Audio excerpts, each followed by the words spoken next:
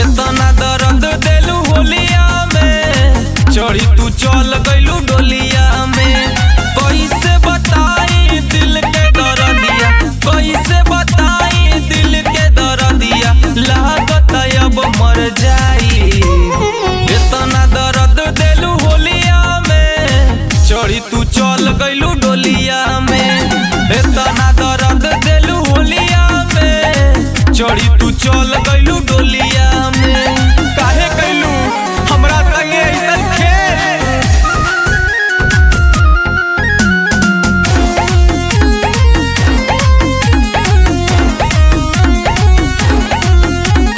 धोखा देलू ता जात रहनी अपना आप के मारे हो, पीछवा से आके हथवा पकड़ के काहे बचवालू जान हो।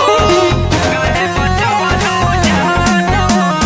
धोखा देलू ता जात रहनी अपना आप के मारे हो, पीछवा से आके हथवा पकड़ के काहे बचवालू जान हो।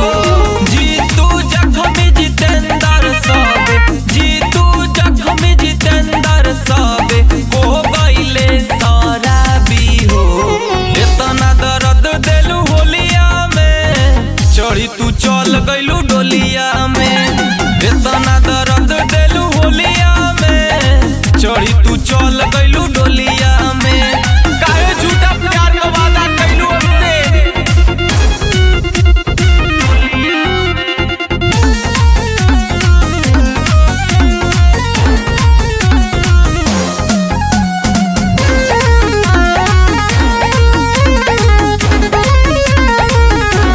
ओसो के होलिया लागता हमरा से ना खेलबू हो, पियवा के डोली में जदी बैठ के जान तू जाइबू हो। ओसो के होलिया लागता हमरा से ना खेलबू हो, पियवा के डोली में जदी बैठ के जान तू जाइबू हो। लगा ले फांसी मर जाइया, लगा ले फांसी मर जाइया तोहराई बेवफाई पे।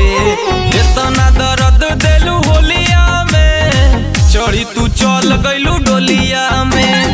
इतना दर्द देलू होलिया में, चढ़ी तू चल गइलू डोलिया में। हमार होली असो कैसे ही बीत जाई का हो।